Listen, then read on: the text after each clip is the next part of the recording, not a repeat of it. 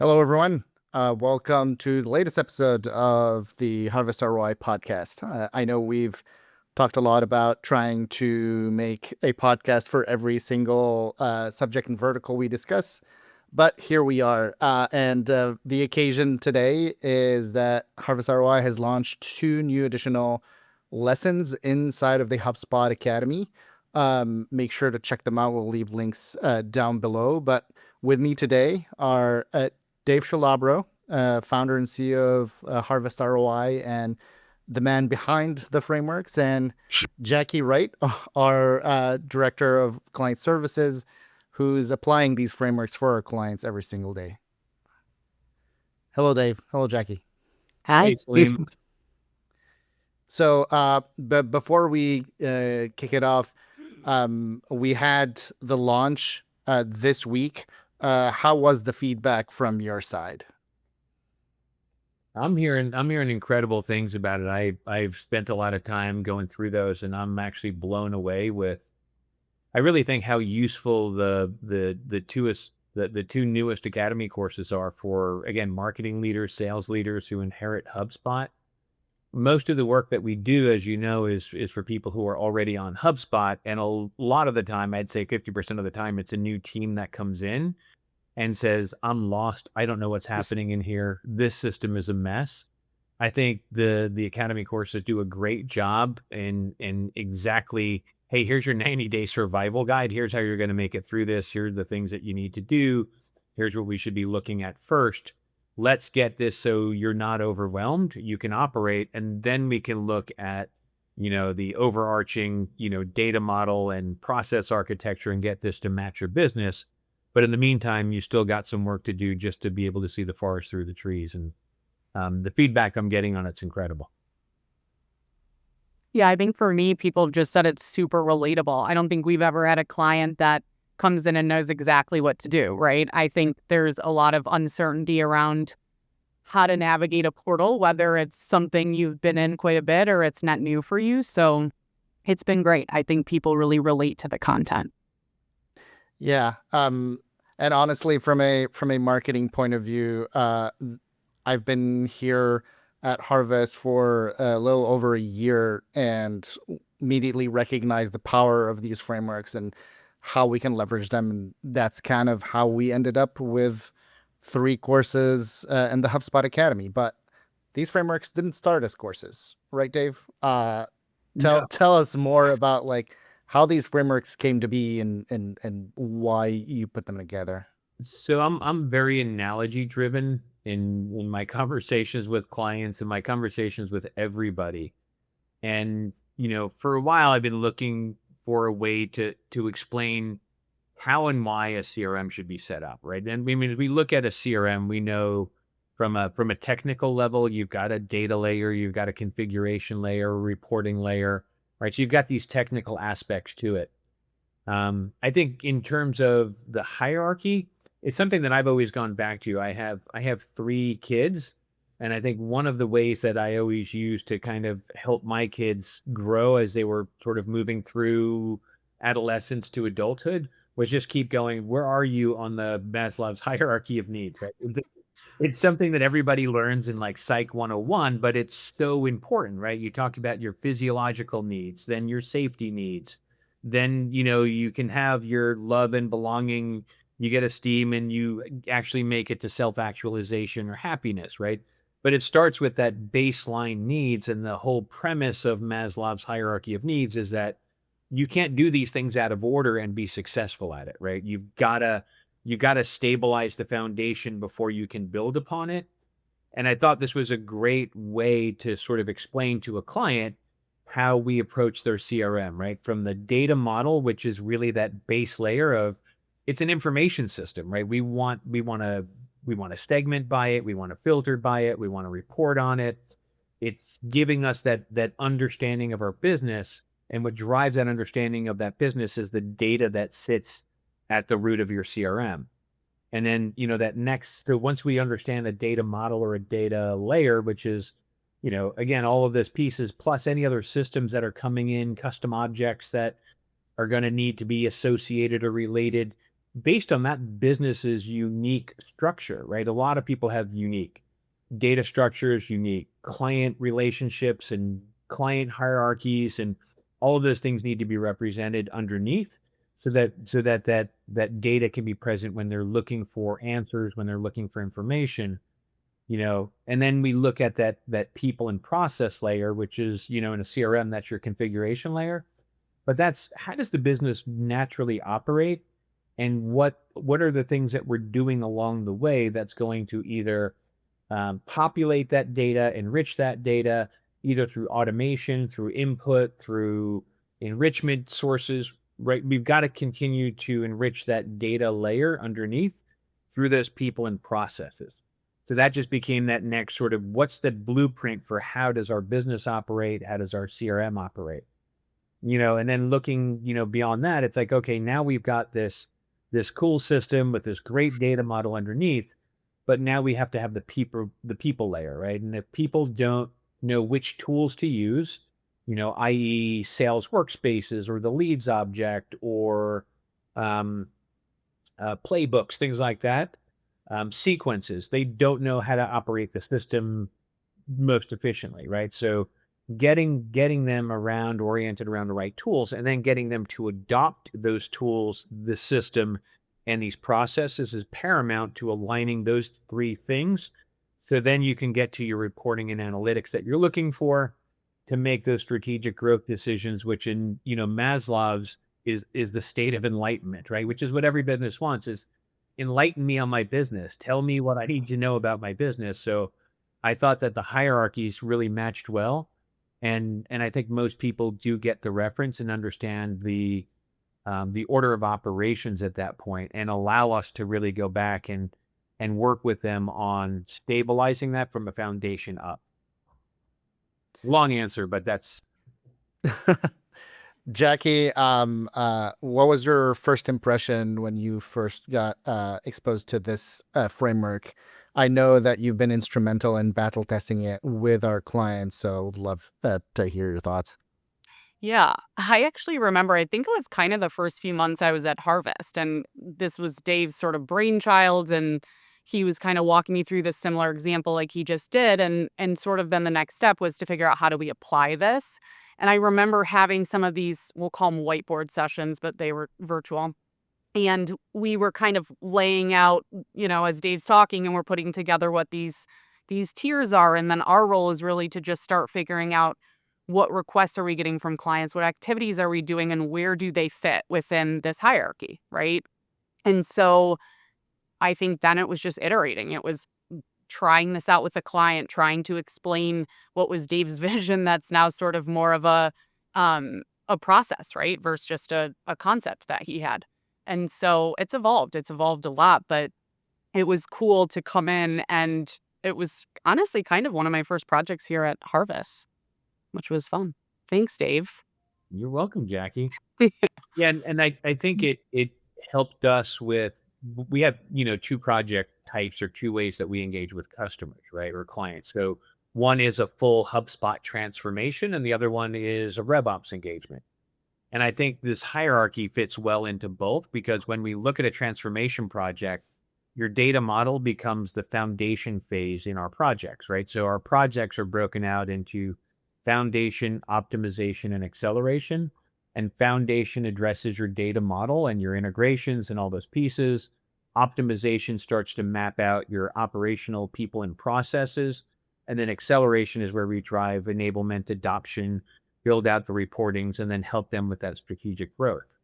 And then as we move into RevOps, this almost becomes a sense check, right? So if somebody's building a report, can't find the information, it's a real simple 3-step process to go, does the data model to support what we're looking for exist? If not, we need to build it. If it does, do the processes and the people alignment, is it populating the data that we need?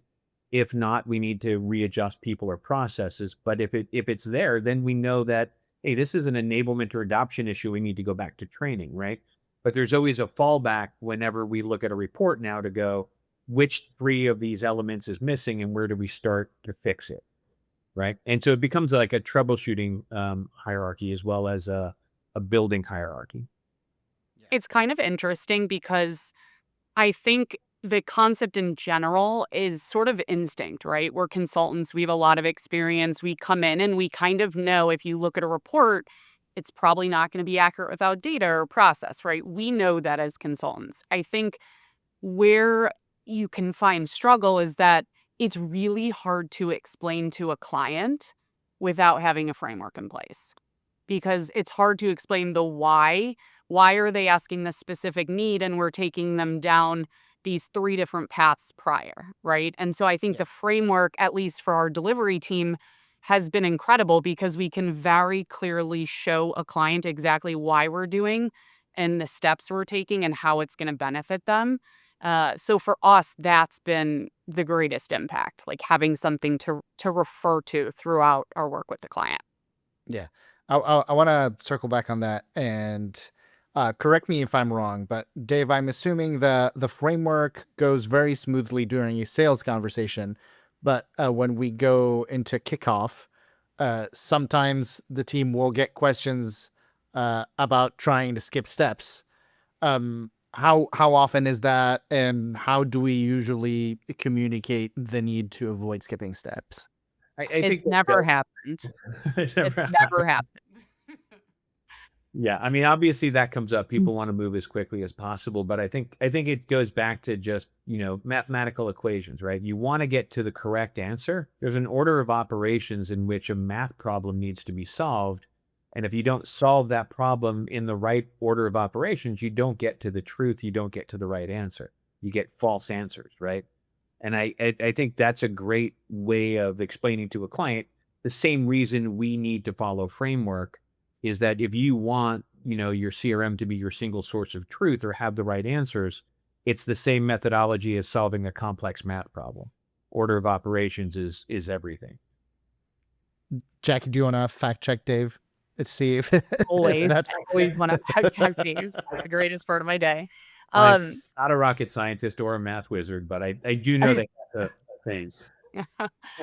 um, yeah, it's tough because you skip steps because you're under pressure, right? You have people that you're accountable to or things you're accountable to. And so at the end of the day, that feels like you have to have a sense of urgency, right? It feels like a high priority. The issue is I can deliver something today that's a report that you can give to your board, and then it's incorrect information. So although we've moved super quickly, you're actually in worse shape because you have provided incorrect data to your board. So I think it's about giving those sort of real life examples. And I think most people are understanding when they get the why. Like, why am I not making this decision today? Why am I not executing it? So I think from our team's perspective, it's just about educating the client so they truly understand how we move, why we move, and the decisions that we make. And what I really love about the 2 new academy courses is that it gives them the triage methodology to solve some of this on their own, taking that pressure off of our engagement to get this and build this right, but allows them to do enough triage to get at an semblance of what the right answer is or a clearer vision of their data while we work on the bigger picture. Yep. From my career, I've never had the opportunity to be on the ground floor when HubSpot has been implemented. Every time I've joined the company, I've had HubSpot dumped on me. It's been built by somebody else, and I had to spend many, many hours trying to understand how it all functions, trying to find, where the bodies are buried, and try to figure out how I can get it to run. That is exactly the target person that we were trying to serve with these new courses. Many people, however, do not recognize that it potentially might be something that they could do. Jackie, can you help paint the picture for someone who just inherited a portal and wants to just ditch HubSpot and try something else? Like, how can they recognize if something is fixable versus just a mess that they might want to hit the reset button on? I think it's about digging in. I think it's always, easy to just make a decision and want to scrap something and start over. I think it's about asking the right questions. It's about talking to the right people and trying to understand what's in place. Most people that come to us don't necessarily have like a map of their system or a defined goal, or maybe sales has a defined process and marketing has their own map of the system, but they've never talked about it, right? I think it's about aligning with your team internally and getting into the portal and starting to ask questions about what you're seeing, why you're seeing. And then I think it's mapping out your ideal state, right? So I think there's a lot of steps that sort of gets to the decision of, do I scrap or do I not? And I think with everything we do, we can't make decisions based off emotion or about like what feels easiest at the moment. You have to be really thoughtful about how you approach a tool like HubSpot. And I think that approach, when people scrap, they don't take into consideration is that they're losing historical information or historical data. And they go, well, that historical data or information is crap. But once we overlay the methodology onto future state, we're able to forensically apply that to past state and migrate a lot of that data from the past state into the future state, so that we've got some historical context and reference to historical performance, historical activities, all of those things. So there's a lot of, like, just like you do forensic accounting, I think a forensic migration of, your past into the future state is where we don't want to scrap things, because there's so much gold inside of most people's CRM in terms of contacts and history, and their ability to then leverage that to turn that into more revenue. That scrapping it is like throwing away all of the revenue potential that you had in your past CRM. Yeah. It's packed full of revenue potential, everybody's Yeah. CRMs. But what if they just migrated that wholesale to another system? Wouldn't it just work magically? We see this a lot, and we call that like the lift and shift, right? Where we see, like, literally just had a client the other day, like, oh, we moved from this system into HubSpot. And I'm like, cool, but it's exactly the same. Like, everything that you hated about your old system, you just moved all that into HubSpot. And so you can't expect HubSpot to perform differently than your other system, because it's better software, more capabilities, if you took the exact same data architecture, data processes, and just migrated your chaos into another system. Like, there does need to be that transformation process, which is why we call the projects where we re-architect. We call them transformation projects, because it's a transformation of, your old state into your future state. And I always tell clients, it's, because we hear this a lot, like, HubSpot it's not working for us. We're going to go migrate over here. And the thing is to walk them back and say, it's not the system, right? It's your data architecture, it's your process design, it's your team's understanding of the system, their adoption of the system, and then your ability to enforce process and data governance. And that's where we came up with Adoption Hub, right? So Adoption Hub becomes that extra layer that's, another harvest concept that we came up with to sort of protect the CRM after it's been set up, to protect the adherence for onboarding, for training, for process rules, for data governance. Because a lot of times what happens is, again, the CRM gets set up with all these great intentions, and then the person who was there that's training everybody is not there, and then people self-train. Then they go, oh, I don't like this stage, I don't like this, and then boom, the system starts to degrade again, right? So the ability to have Adoption Hub as sort of your insurance for future onboardings, future process rules, protects that investment that you're making in that transformation. Yeah. If I'm someone who's inheriting HubSpot, these new courses are perfect. They have extensive workbooks. Shout out to Jacquie for putting them together. But they walk you through each step of the triage that you need to do. And there's a lot of resources there to help you do it on your own. But as all triage operations, even outside of HubSpot, sometimes you need to reach for an expert. And Jacquie, in your opinion, what can people do on their own, and where is the limit where they need to phone a friend or someone like Harvest ROI?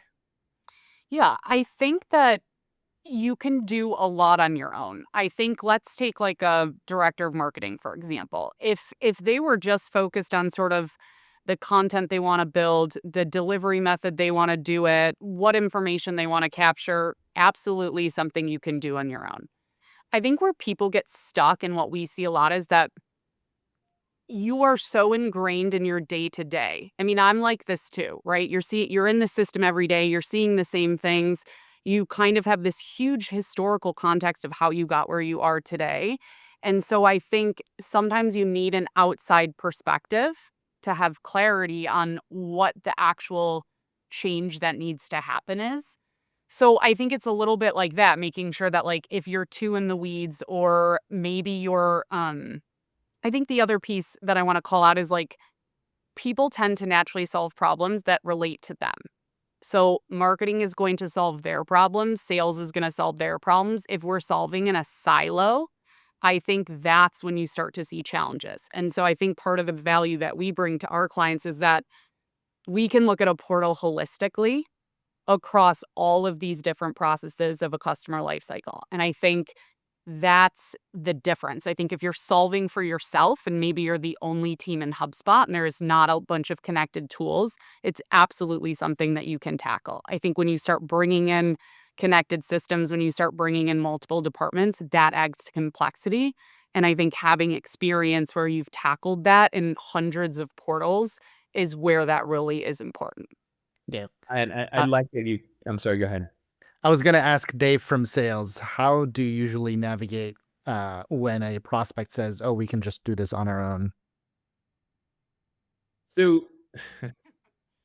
going right back to Jackie's point, right? Like I usually ask them, like, so how much of your job that's outside of maintaining or managing a system do you need to do on a daily basis?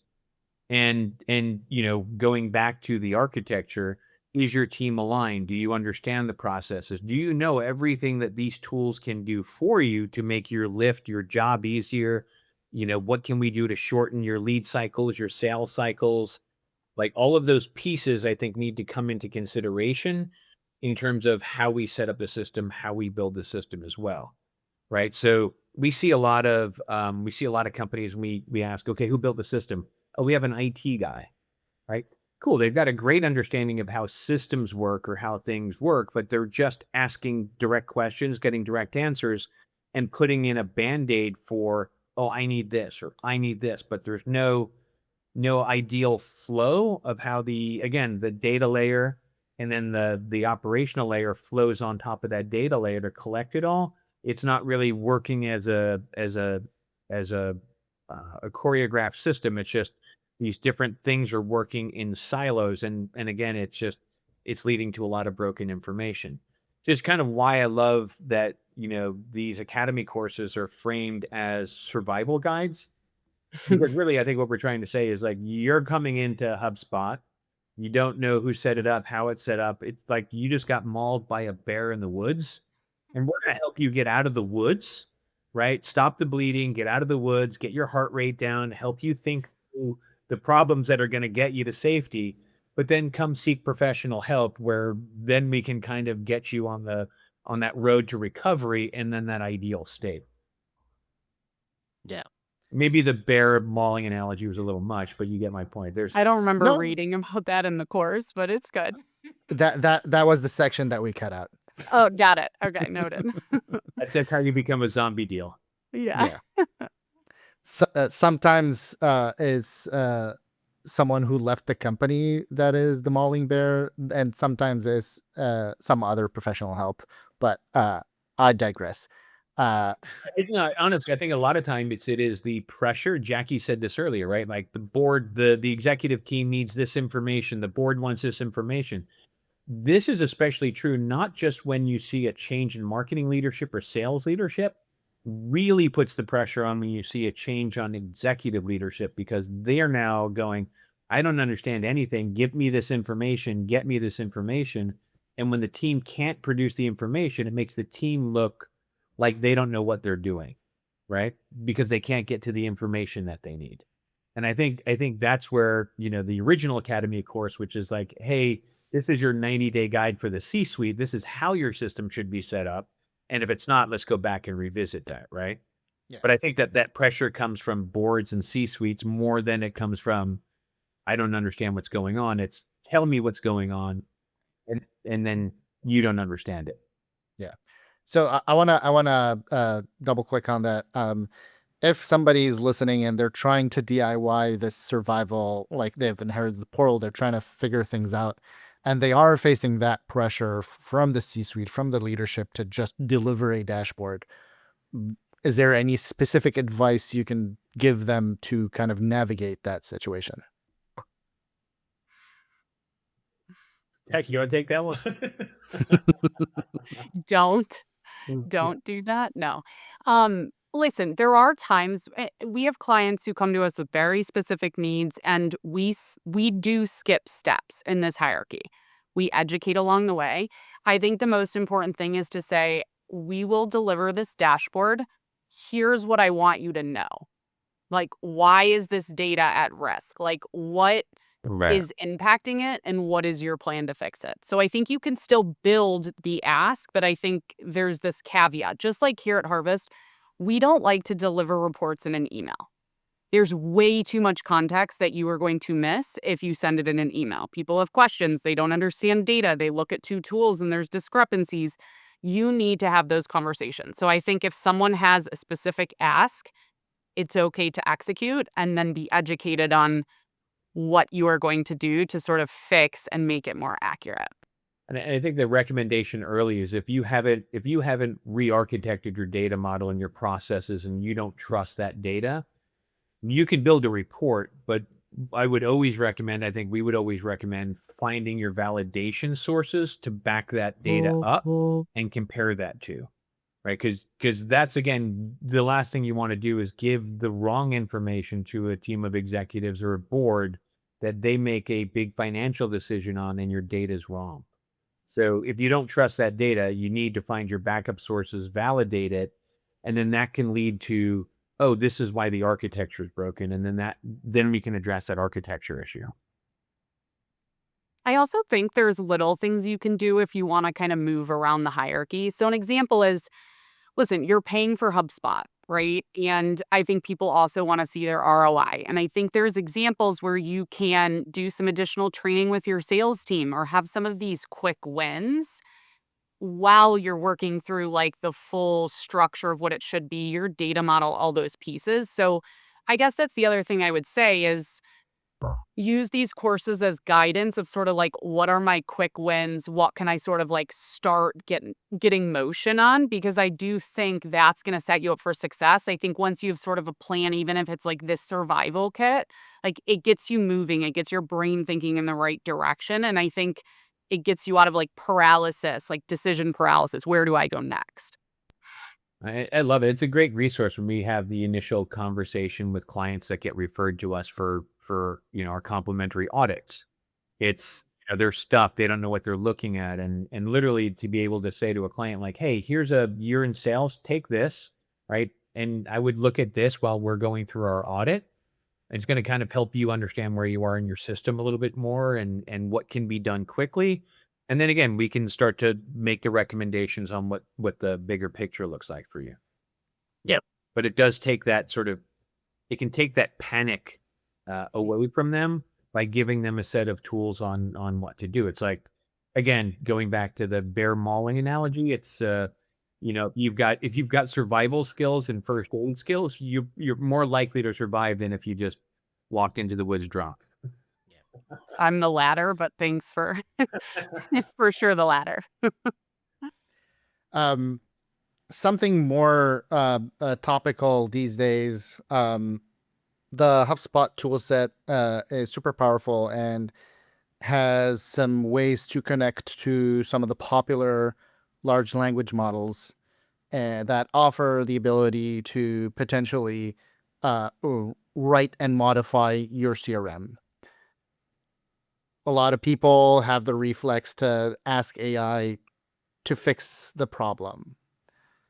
I personally cannot claim that we will know what happens, but what are the risks of having an AI model try to quote unquote fix the problems that could lead to like permanent damage?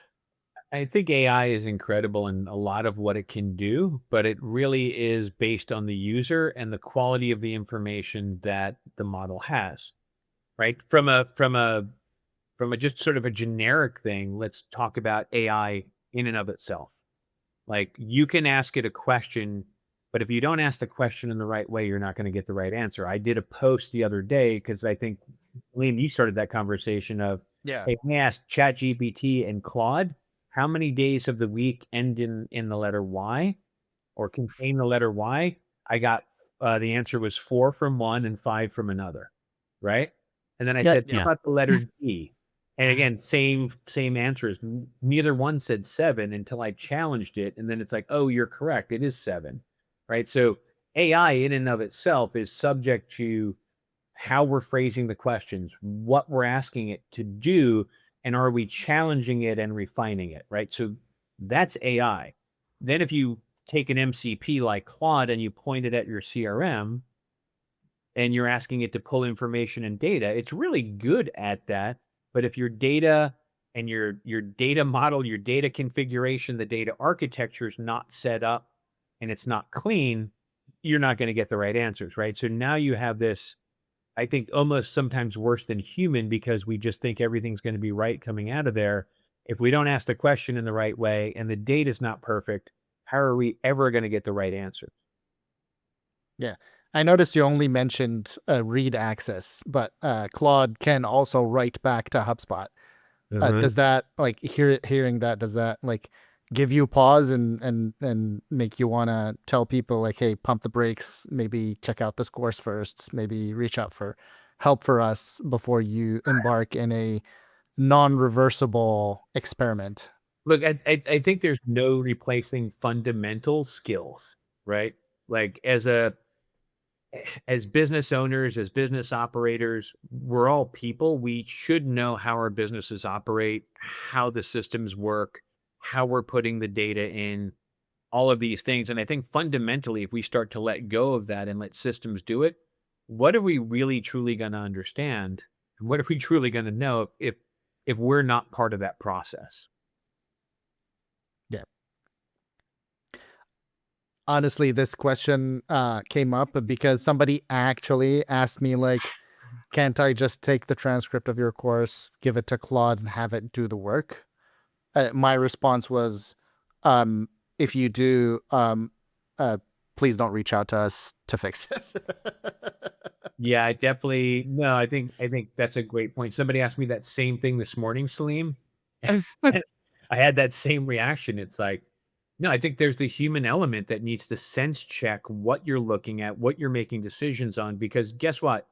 You give AI a set of instructions to go in and clean. It's going to do exactly that. And there's going to be nuance in those records that you're looking at that you go in this record and say, hey, there's been no activity, there's been no anything based on what I'm seeing in the properties, but I know we've talked to these people. I know we've done this, right? So there's this human sense check that, oh, other activities I know have happened, but we just didn't log them in the CRM. Let's update the record. Let's not throw the baby out with the bathwater. And I think that throwing that into AI is exactly doing that. You're gonna get the output you asked for, and you're gonna lose a lot of nuanced information that really needs a human eye on it. Yeah. And to be fair to AI, this issue is not strictly AI. Like an uninformed user can still do the same amount of damage to a CRM portal.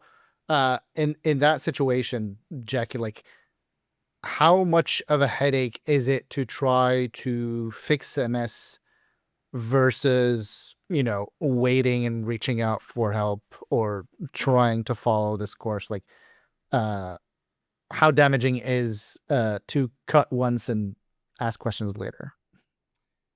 Extremely damaging. I mean, listen, what we do here, our bread and butter is fixing portals, right? We don't really work with a lot of net new clients. It's all really existing portals where there's mistakes, there's been turnover, like there's things that have happened within the system that people can't seem to troubleshoot. I think the issue is, first and foremost, it impacts the data and everything related to it. And so you've created downstream effects everywhere. So it's a huge challenge to go in and make decisions without thinking about the big picture. And we see it a lot. We see it all the time because, again, people have deadlines and they want to make decisions quickly and they want to execute. And I think it puts you in a pretty bad spot. In general, I think it's super important to do your due diligence before you start guessing in a system like a CRM. Yeah. And honestly, any move that will affect your data integrity, partners like us are not familiar with your data model, your data set, like the actual records that are in your CRM. Like when we look at records, most of them look the same to us because we don't have the context of your day to day in the business. So like, even if you make the mistake and push out a workflow that updates 10,000 contacts and then reach out to us, sometimes that damage is like we cannot help with that specific instance where trying to recognize data that looks normal. So like we're not talking about duplicates or talking about, records with missing information. It's just records that look normal but are wrong in your business context. Definitely. I think there's a safety step before going in and doing any sort of big triages out of a CRM is backing it up. Back up your data, back up your records, right? If you make a mistake and you need to restore it, you're going to want to have that data handy to be able to do that, right? Because you could miss context. You could miss context on why this existed or why this didn't exist. And then somebody you didn't talk to comes back in and says, hey, where's that information? What? Right? I think we want to make sure that we're backing it up. Even if we feel like it's bad data, we should still have that point in time where this is what it looked like when we started the process. Yep. Diving a little bit deeper into the lessons themselves, we've created 2 separate tracks, one for a marketing leader and one for a sales leader. But in practice, the core triage framework has the same 3 steps. It's just the execution differs if you're working inside a marketing hub or inside a sales hub. The triage framework goes data health, process alignment, and reporting truth. The wording of those is a little bit different from what we have in our primary like RevOps hierarchy of needs tiering, but they kind of somewhat map to some of the tiers.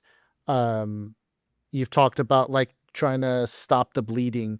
What is the thought behind each of these steps, and what are the results that we get after each step that help us build on top of it?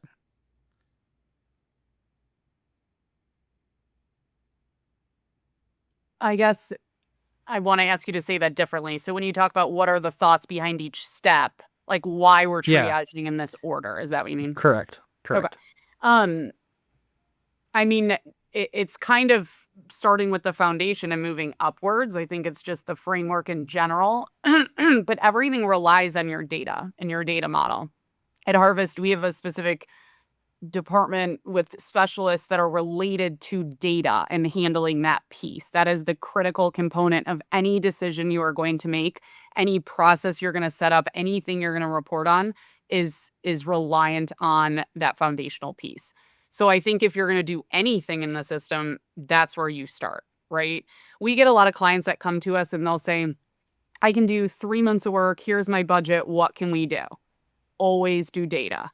Always do data. Like you always want to start with the foundational aspect. So I think that's just a given to any recommendation. And then I think once everything foundational looks good, then I think it's just moving up the hierarchy, just like we have explained. So yeah, I think it follows the flow because it's what works. It's what makes sure that you don't go back and have to do things 5 different times because you've worked out of order. I think that's the most important thing from a time perspective, from a financial perspective. Yeah, All of it. bad data is a lot of white noise. It's kind of like as you're flipping through the FM radio stations and you get all that static between. I think that's bad data, right? If we're thinking about our CRM the same way, we need a clear signal.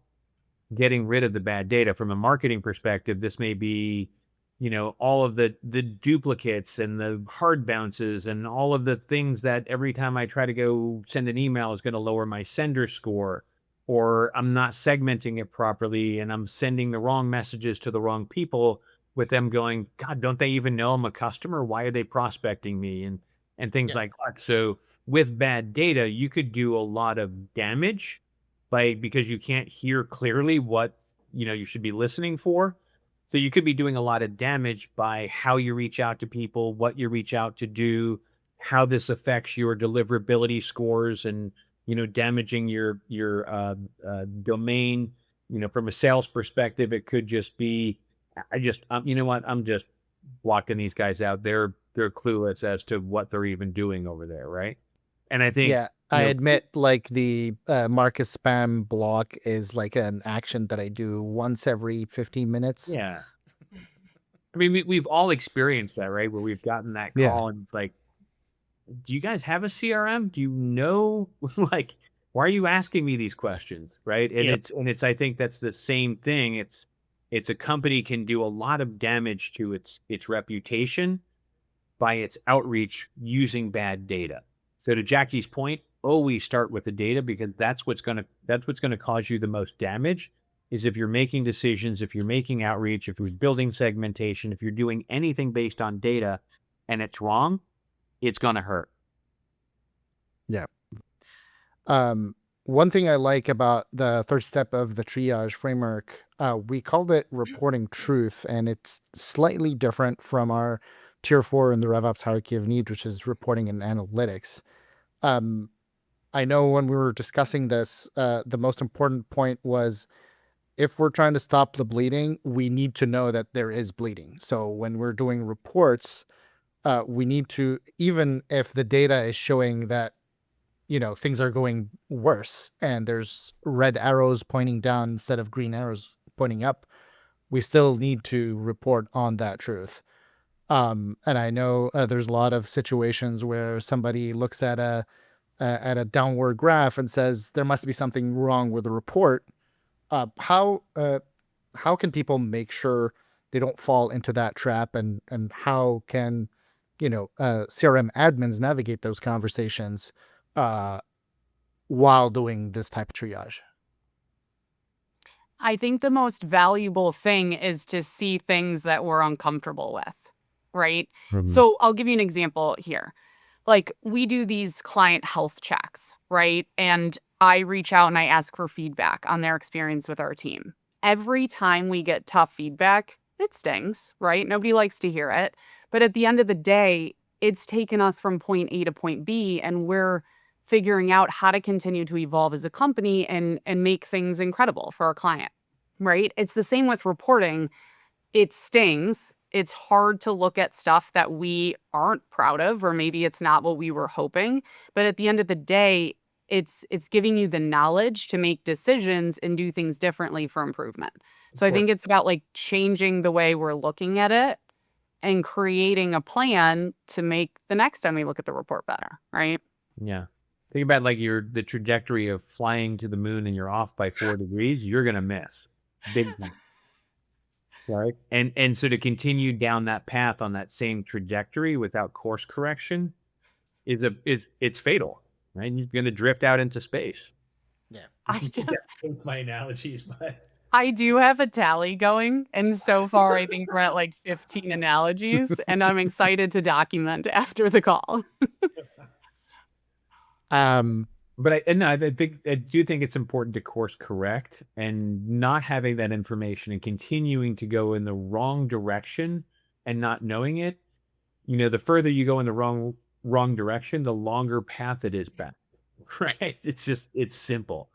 And I think for a new sales leader or a new marketing leader jumping into a new system, it's not if this system is bleeding or if there's bleeding, it's just how badly and where is it bleeding? Because most of the time it's bleeding.